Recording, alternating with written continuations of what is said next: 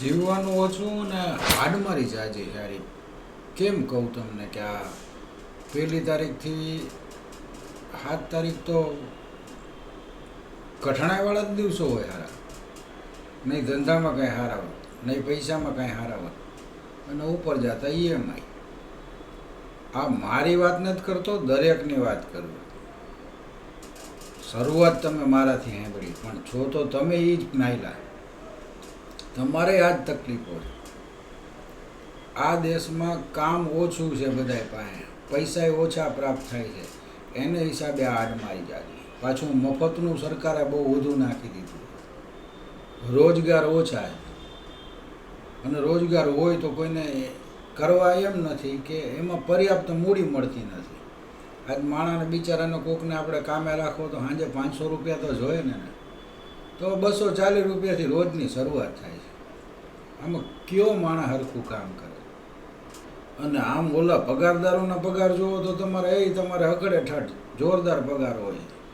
ધંધાના મજૂરી કરનારા માણસો મજૂર આવે છે, એના ભાગે કાંઈ હોતું નથી.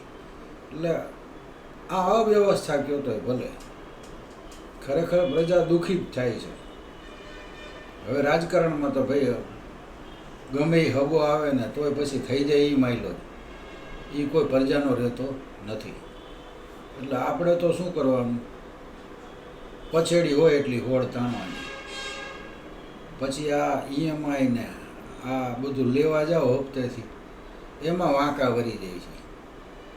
પછી ઊંચી પાછી ના કરી એમાં પાછા આપણને સંભળાવે ગામ કે ભાઈ તું પાછલી વખતે લઈ ગયો તો હજી એ તે મને નથી દીધા ને હવે પાછો માગવા આવ્યું. એટલે આવા જીવન રહ્યા ને એ ભારતમાં હવે સરેરાશ આમ ગણો ને મધ્યમ વર્ગ નાના તો 65% લોકો આવી રીતે જ જીવે છે, આવી જ હાડમારીમાં જીવે છે. નથી કાંઈ સરકાર એનું કરતી, અને નથી એ લોકો એનો વિચાર કરતા કે ભાઈ હવે આ 8 કલાકમાં કાંઈ રડી શકાય એવું નથી, વળી 2 કલાક કરો. ઘણા છે બિચારા પરિશ્રમીઓ છે, ઘણા કામ કરે છે 10-10, 12-12 કલાક એનું ગુજરાન હલાવવા. એ લોકોને આપણે શાબાશી આપીએ કે તમારે ઊંચી પાછીના ઓછા લેવા જવા પડતા છે, અથવા નહીં લેતા હો તો સારું કહેવાય. પણ બાકીના આ વર્ગોમાં શું હોય, ઉપલો વર્ગ છે એ તો મોજ કરે છે. એને 200 રૂપિયાનું લીટર પેટ્રોલ થાય તો એ તો ફરવું જ છે. અને ગરીબ છે બિચારો, શું હોય એની પાસે કાંઈ સેટ નહીં, તો ભાઈ સાયકલે ન હોય બિચારો, હાલીને જાય ને હાલીને આવે, વિનોબા ભાવે ટ્રાન્સપોર્ટ, પૂરું થઈ ગયું. હવે આમાં સરકાર કાંઈક વિચાર કરે, અથવા કોઈ મજૂરના પગાર વધારવાનો વિચાર કરે, અથવા કોઈ હારો માણા ગાદીએ બેસે તો સારી વાત છે. બાકી હવે ભલું થાય એમ નથી કોઈનું.